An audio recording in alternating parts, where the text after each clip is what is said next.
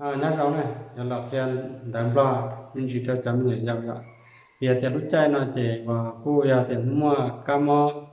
khẩu chua chỉ và rồi cô chỉ tao một khen tới tao ông hiền là thế bây giờ là cô chỉ tua cần tao lại thế bây giờ thì ở bên nó là gì cam nó lo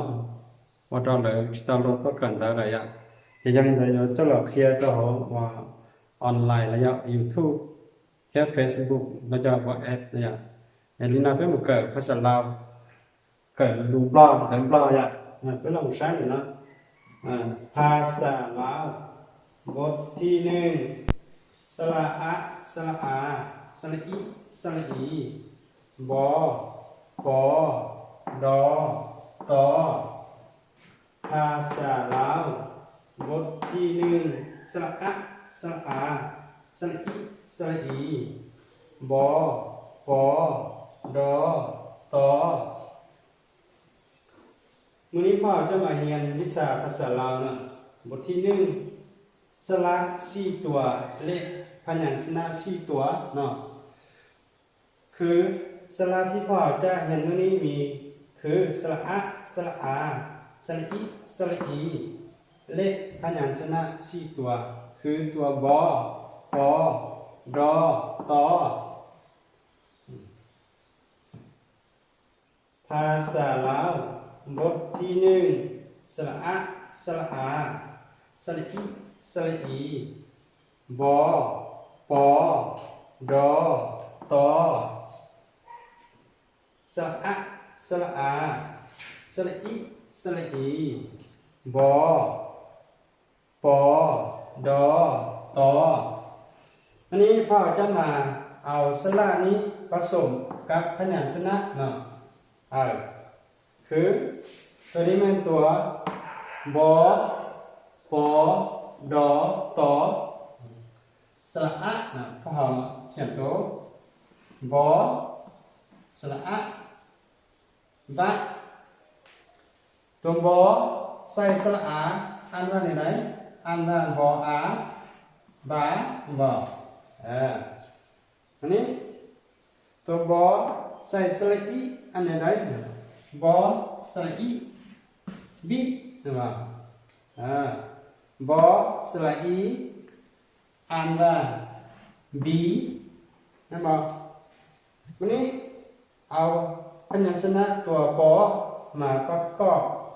สระอะปอสระอะอ่านว่าปะปออะปะปอใส่สระอาปาเอาปอมาผสมกับสระอีปออี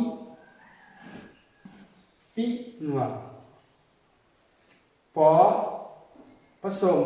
กับสระอีปอปีบอกวันนี้ตัวดอเนี่ยดอมาผสมกับสระอะมันจะเขียนดออะดออะดะดอสระอาอันว่าดาดอมาใส่สระอีอันว่า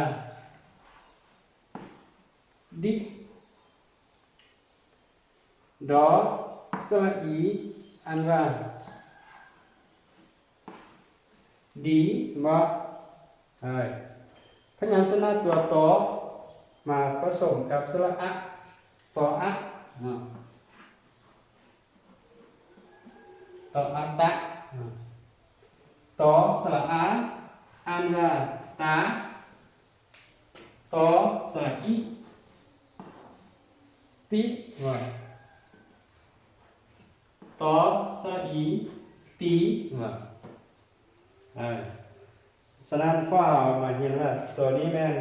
พยัญชนะสี่ตัวประกอบกับสระ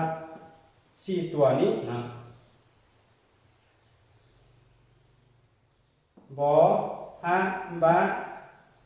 บอสระอาบาบอสระอีบีบอสระอีบี